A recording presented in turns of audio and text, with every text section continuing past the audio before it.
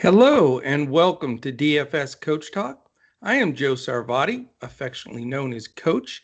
Today is Sunday, June the 6th, and I am here to discuss a very exciting two-game NBA slate that will take place earlier than normal. It's a 1 p.m. game for Atlanta and Philadelphia, and a 3:30 Dallas and the Clippers.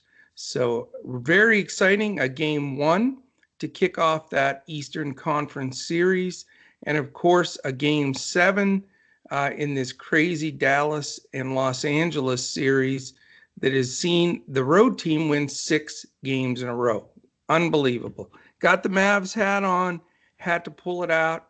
Dirk's getting some shut-eye here, getting ready for tomorrow's game. But I don't even know what to expect going into this game. It has been the most bizarre series, but it's going to be exciting. That much I do know. So what we're going to do in this podcast today is similar to what we've been doing here with the shorter slates in the NBA playoffs.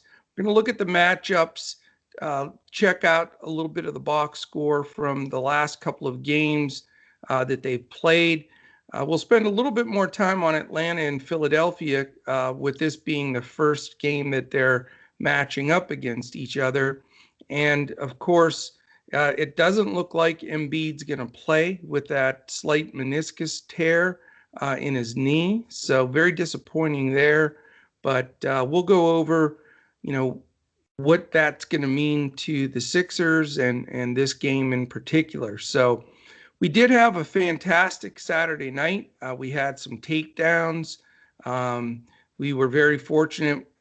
We did fade Harden 100%, and that ended up, with that unfortunate injury that he had, ended up to be one of those variance things that we always talk about. They go against you and they can go for you. So obviously tonight it was the Coach Talk family that won out on that one. So again, like I say, top 1.5%, 2% lineup on DraftKings, FanDuel, and Yahoo for the NBA. So very proud of that. And congratulations to our members for some great takedowns. We had some very good size winners across the board today. So it was a fun day of basketball, that's for sure.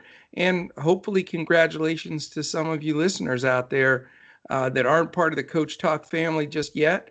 Hopefully some of what we discussed in the podcast yesterday was super helpful for you to get you to the finish line. So, all right, let's tackle this. We're going to go right into it.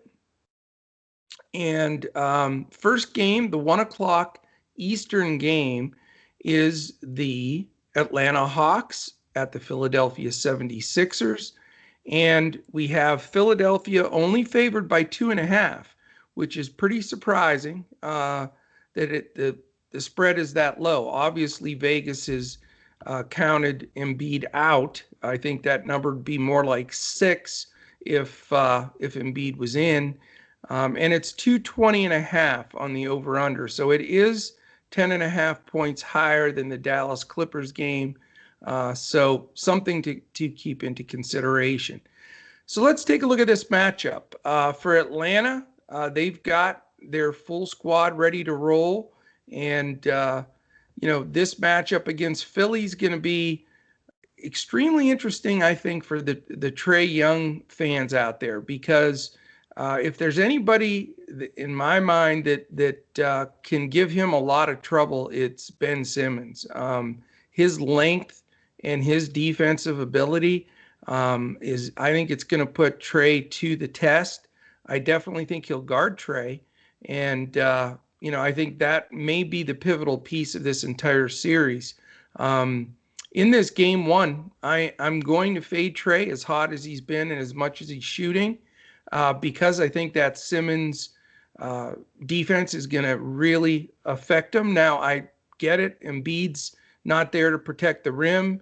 But, Dwight Howard, he's no Embiid, anymore at this point in his career. But he still protects the rim when he's in there, does a decent job. When they go smaller, there may be some penetration that Trey will make, that can finish a few buckets. So I still think he'll have a fine game, but that's going to be my big take.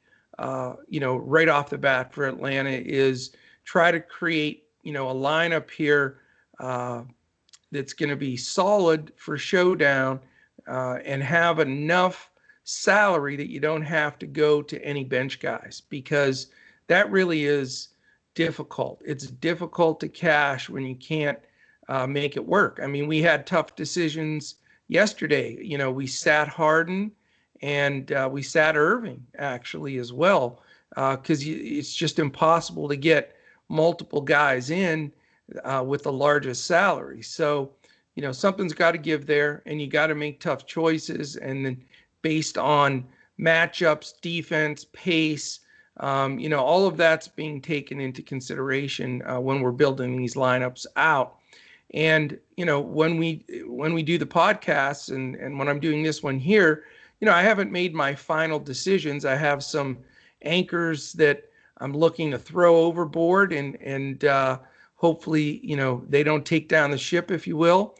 And I have some foundational guys that I'm starting with and building around, and then just gonna, do what we always do here at Coach Talk. We're gonna follow the news throughout the day, see what the coach speak is, check out Twitter, see if there's anything, strategy wise or matchup wise that's going to be different than what we anticipate.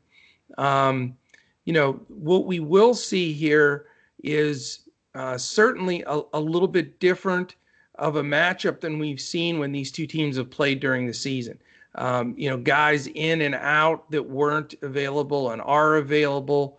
It's just a different dynamic of this matchup, and the level of play obviously is gonna increase with it being playoffs. So we do have to take all of the former matchups into consideration, but not as a basis. I think it's like the old argument when you're doing DFS baseball, BVP.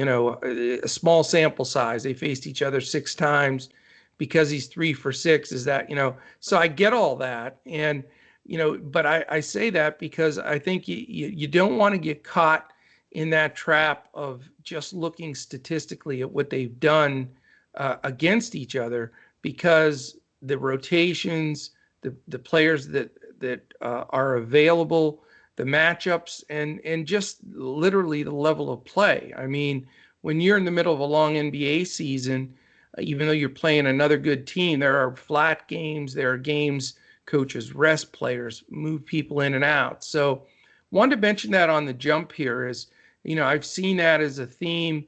I think some people, when they're building their lineups, are looking at regular season statistics and weighing those too heavily. So just my soapbox discussion today here, just because I think you really do have to look at it at face value.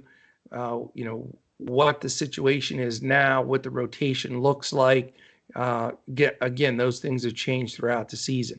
So, fading Trey, not an easy thing to do. The guy took 28 shots last time. I mean, that's what you're looking for. You want big minutes. He played 41. So a lot of you probably are saying, why are you fading him, coach? 41 minutes, 28 shots, etc. Great series.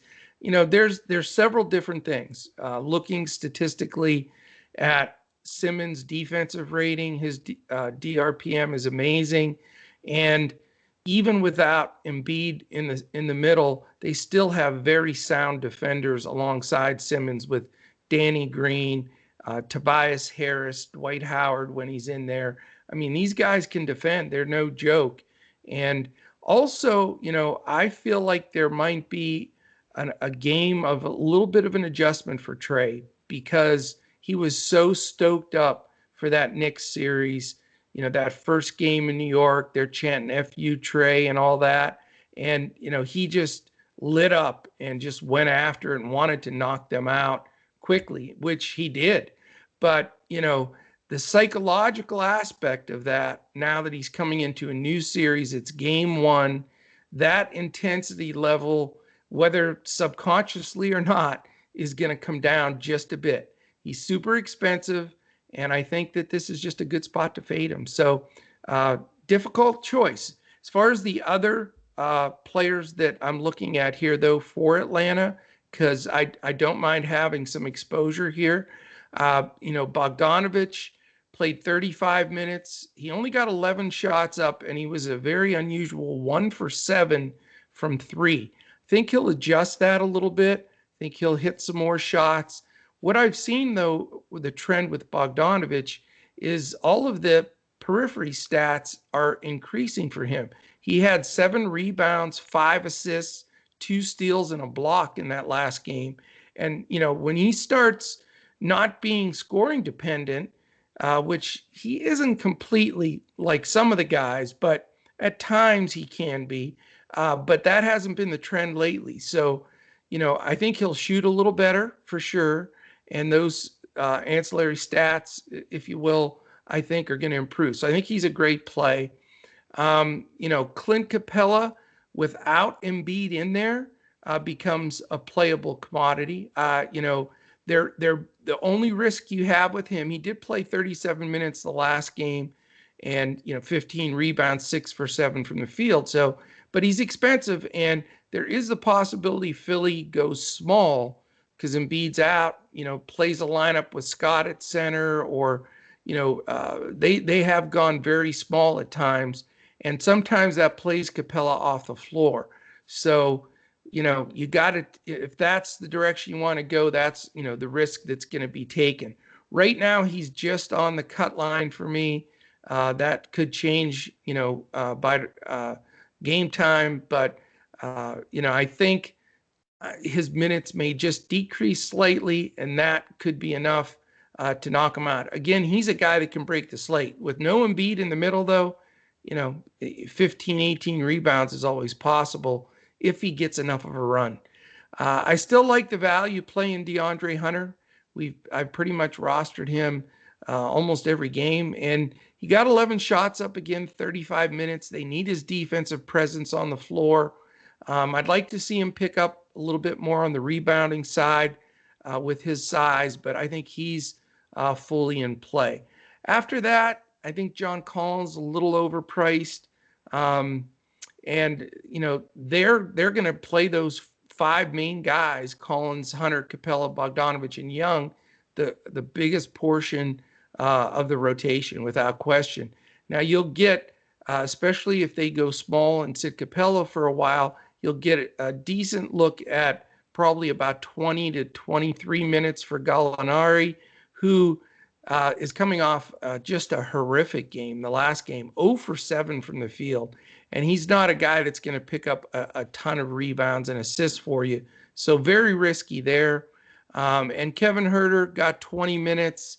Again, it's not easy. You can't spend up for everybody, but I just don't feel comfortable with any bench from Atlanta whatsoever. So, my focus is going to probably be Bogdanovich, Hunter, and like I say, Capella, not quite, but is still into consideration.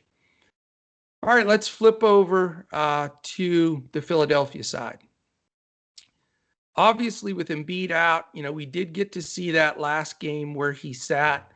And, what we've seen with Philly is they do utilize their bench, and they have some players that are really stepping up and getting it done, which gives you some options, which we haven't had in a lot of these series where, it's the 5 main guys, maybe 2 guys off the bench getting enough minutes to even look at.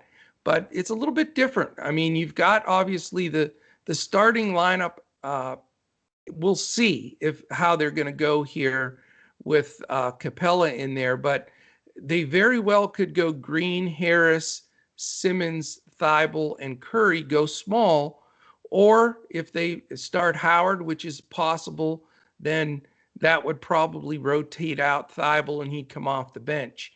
But they're also getting good minutes from Tyrese Maxey. I mean, we got to say it. I mean, we've been calling, Andrew and I have talked about this so many times, the guys like Gafford for Washington, Tyrese Maxey for Philly. It's just when he's in there, he's extremely effective. We've been calling for those guys to get minutes. And all of a sudden now he's getting minutes, and it's playoff time, which, is, he's earned it though. I mean, he's proved to Doc he deserves to play. He got almost 27 minutes this last game, and I think he's in consideration here. Now his price has changed a little bit, but it's still within reason. So he's my favorite guy off the bench. And then between Thibault and Dwight Howard, and then Maxey, as I mentioned, that gives you 7 guys that you can really consider here. Danny Green played 30 minutes. He's been consistent throughout. He'll get his minutes. Tobias Harris, my favorite play on Philly. He's been very tough when Embiid is out. His usage goes way up. He got 17 shots up, but he's going to get a lot more rebounds with Embiid off the floor. He's had multiple double-digit rebound games, and he can pass the ball. He's a very adept defender. So Tobias Harris is my favorite play on the Philly side. Simmons, you certainly can consider. I mean, he's a triple-double waiting to happen. He had one this last game, 19 points, 10 rebounds, 11 assists. The question is, are they going to, do the fouling of Simmons to put him at the line? Washington did that. It sort of backfired. I don't anticipate Atlanta's going to do that. So I do think Simmons got a little bit of a lift in just getting all those free throw attempts in some of these games. Where he was in double digit shots from the foul line. So there's some free points there. He certainly is in consideration, but you can't pay up for everybody. Thibault is going to be, a key player here. He's also probably going to get some rotation on Trey and Bogdanovich specifically. And he's a fantastic defender. There's no question about it. Can he contribute enough offensively? And will he get enough minutes? He's not quite going to make the cut for me here, but he can be considered. Only 17 minutes, 16 and a half actually the last game. And, he will get you some stocks, but, the scoring is always highly in question. Like I said, Dwight Howard at the value play that he is, last game, he did just fine. He only took 2 shots, but, he made them. He rebounded well. He made his free throws, 8 for 10 from the line. The only problem that you have to worry about with him, and, you have to discuss it because it really is an issue, is, is he going to get technicals? Is he going to get thrown out? And is he going to get in foul trouble? I mean, he's so volatile that, just watching him, when I rostered him this last time, and it's like every time somebody got the ball and started driving towards Howard, I just sort of looked away like, oh God, here comes another foul. It's so difficult to watch. So I don't know if I'm going to go there. I think that he'll get decent ownership. I want to see if he's going to start though. If they do start him, I think that it puts him into much better consideration.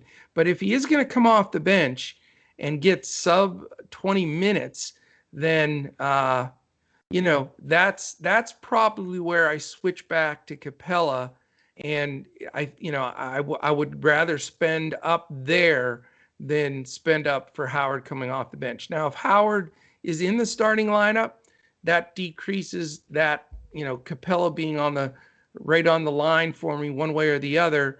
I think it decreases his ownership, and for me as well, and puts Howard into consideration. After that, you've got a lot of spot players like Korkmaz, George Hill, and guys just very, very tough to roster in, these smaller slates with just 2 games for sure. So love this game. I think I start with Harris and then figure out, how I want to fill in from there. Harris is going to get a lot of ownership, but I think he deserves it. All right. Before we jump to the second game here, real quickly, and I'll make it fast today. If we'd love to have you join us, dfscoachtalk.com. You can join for as little as $10 for a 3-day pass, which gets you everything that we offer, all of our basketball, baseball, and golf, all our lineups, all of our content, is you get everything when you join Coach Talk. We also do a weekly meeting. We had one yesterday, and it was great. We do a lot of discussions, a lot of points on contest selection, bankroll management, strategy and building showdown lineups, etc. And then we do a lot of Q&A stuff with our pros. It's just an awesome thing we do weekly, and we really invest in our members, and we'd love to have you be part of that. We're looking for long-term relationships with our members, helping them, approach DFS in a way that it can be financially successful for them long-term and sustainable. And that's the key that a lot of people miss in DFS. And, we want to help you get to that next level. So we would love to have you. We also have a great opportunity right now that we're, in honor of the NBA playoffs, we're offering a 2-month package for a total of $111, which is a much reduced price from our normal pricing. Great time to get in. Tons of baseball going on right now.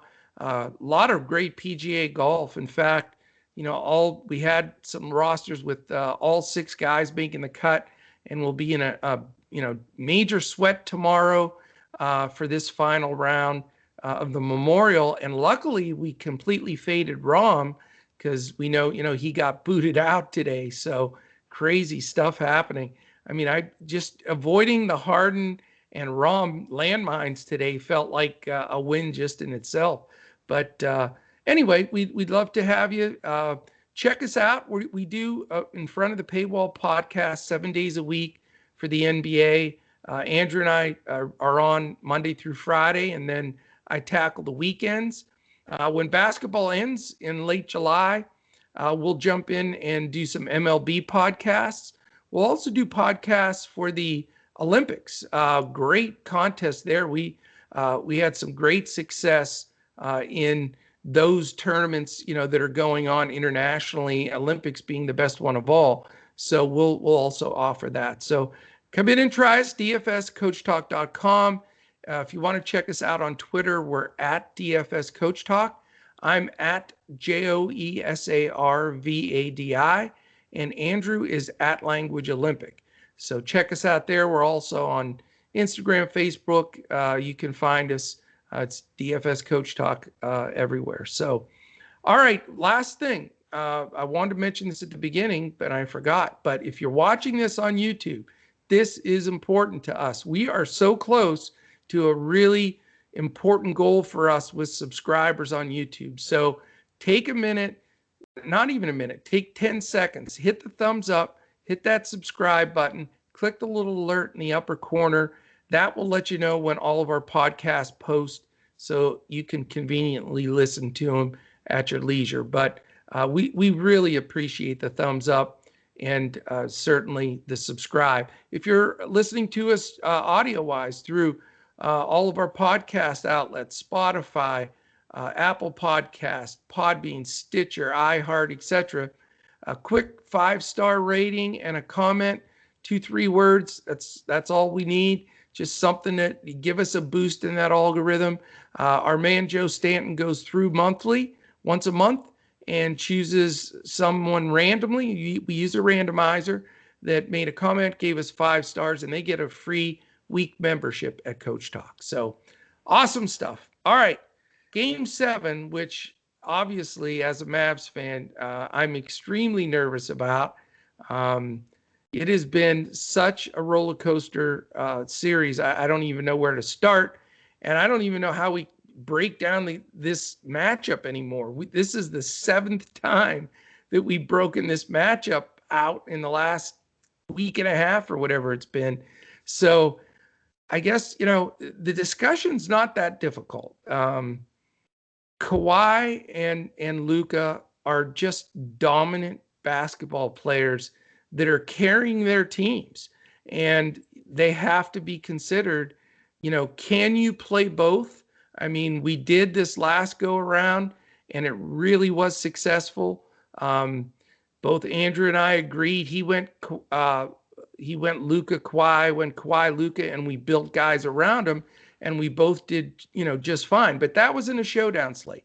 This is a 2-gamer, so a lot of it's going to have to do with the domino effect. Like I said earlier, if I end up with a Capella instead of a Howard and such, you don't have as much salary. It affects that next decision on whether you can, really roster up to go with Kawhi and Luka. So, this isn't a tease to get you to join or jump in Discord. This is just the honesty of it is, you're going to need to follow us throughout the day today. Check us out in Discord. Even if you want to become a 3-day member and come in, you have all access to our Discord. We'll be talking about it, breaking it down there, and setting those lineups. So we'd love to have you join us, there. So for me, it's either Kawhi and Luka, and then make the rest work. Or if I do weigh it more with this first game with Capella and some of that shifting, I may buy down from Kawhi. And, in that case, I may go with Paul George instead, but I don't want to go there as of right now. I still think the strongest play is to make it work with Kawhi and Luka. They're the two strongest DFS players right now in the playoffs, other than Giannis. I think he's right with the two of them. But after that, I mean, it's hard not to go there. Kawhi has been just, out of this world, impossible to even imagine. Again, this last game, he went 18 for 25 from the field. And a lot of those shots were tough shots. And he got 42 minutes. Sorry, quick drink. Thank you. 42 minutes, and just his numbers just absolutely ridiculous. 5 for 9 from 3. And the Mavericks don't have an answer for him. They're, trying to play Kleba on him. Kleba's playing hurt. He's just a shell of himself. They've tried other rotations. Even Luka's guarded him some. But, it's hard not to start with Kawhi. I mean, he's just playing at a completely different level and carrying this team. So, that's where you got to, I think, start. After that, there's a lot to consider here. Marcus Morris got 42 minutes, but he went 1 for 10 from the field and only had 3 rebounds. A really horrible game for 42 minutes of play. But, we know that minutes equal money sometimes, and that access to being on the floor, if he hits, shoots 4 for 10, then his stats are looking different. He usually rebounds better than that. So he's still in play for me, even though he's coming off such a terrible game. Maybe a positive in the fact that his ownership will be down because he did burn a lot of people last time through. So you can consider him. I'm not a Batum guy. I know he's starting and et cetera, et cetera. I just don't think that it's worth going there. Reggie Jackson, phenomenal first half. Looked like he was going to take down the slate single-handedly. Definitely slowed down in the second half of this last game, but he's getting big minutes. Pat Bev's not in the rotation. Reggie is the point guard. He's shooting the ball a lot. He's had the second most shot attempts again to Kawhi compared to George. They had the same or a couple of games, and Jackson's even shot the ball more at times. So he certainly has to be in play. His price is increased, but certainly more affordable than Paul George. So Reggie remains in play for me. After that, I mean, the bench just did not see the floor. I mean, it was Mann, Rondo, and Kennard all got 10 minutes, and Zubac's 5. So I don't see how you risk playing those guys. I figured, Lou just ran the 5 guys out there and said, this is an elimination game. Go as long as you can go. Paul George played 46 minutes.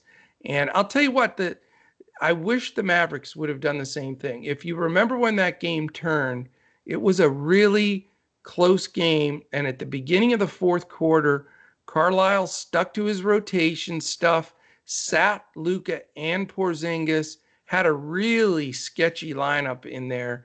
And they were, Mavs were up by 4. Next thing you know, they were down by 6.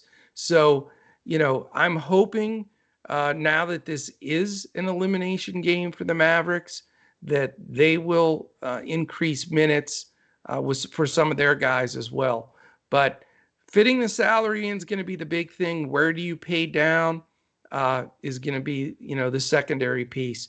For me, Kawhi, number one, the pay downs, Morris, Jackson would be the top two in that spot. And then, with the Mavericks, again, pretty simple here. You start and finish with Luka. I mean, the man is just incredible. And regardless if he's shooting well or not shooting well, he's just a magnet. He's like Harden in those days with the Rockets when he was putting up 80 or 90 DFS points every day. I mean, Luka's just going to do that. He's going to get a ton of rebounds, a ton of assists. And, I'm not telling anybody anything they don't know, but, it's worth spending up. I think you spend up, eat the chalk, just do what you got to do here, and you play Luka. He did play 40 minutes, took 24 shots. I think all of that will be very similar. So value-wise, can't afford Kristaps or even probably a Hardaway in this situation. So, as far as value goes, I think there's the potential to look at Boban again. He only got 17 minutes. He didn't get him in the rotation there in the second half. After he had that great start in the third quarter, he never saw the floor again, which was unusual. So maybe they go to him, because we all know if Boban gets to that 20-minute mark, he's generally going to smash his number for value. And he just, he's a rebound machine. They lob the ball up to him, and he's going to go get it. So I think Boban's certainly in play. Now, if he doesn't start, then, that's a big red flag. And I'm not sure that I've scoured the Mavs stuff before I did the podcast here, and that has not been decided upon yet, or else it has, and they're not sharing it. So again, another key situation that we have to follow throughout the day, because if he starts, I think he's well in play. If he doesn't, I'm concerned he plays 12 minutes and just doesn't get enough run. The other guy that isn't a bad play, in my opinion, is DFS. Dorian Finney-Smith played 42 minutes. He made 3 threes. He hit some big shots, 7 rebounds, and he's pretty cheap. So, he does disappear at times on the offensive side, but he's so active defensively. He is going to get you some stocks, and I think he's worth a nice look. One guy I've gone to a lot that's been clutch for the Mavericks throughout the year is Jalen Brunson. But again, not quite getting enough run. He played 2 games ago, he played a little over 5 minutes. The last game, he did get 15 minutes, and he did make a 3 and did a few things very well. But that concern, again, it's certainly a risk. Is he going to get those minutes? If he happens to, if someone's in foul trouble, or, he's going to sub him in for Hardaway or whatever the case may be early on, and he does get mid-20s minutes, he could be a phenomenal value here. But, it's a risk-reward situation. I'll certainly use him in a GPP. I don't think I'll dial him up for cash. After that, I think it's just a big fat goose egg. Maxi's playing terrible. Cauley Stein's not good. Powell and Josh Richardson played less than 10 minutes. So that's really, it's short benches all the way around.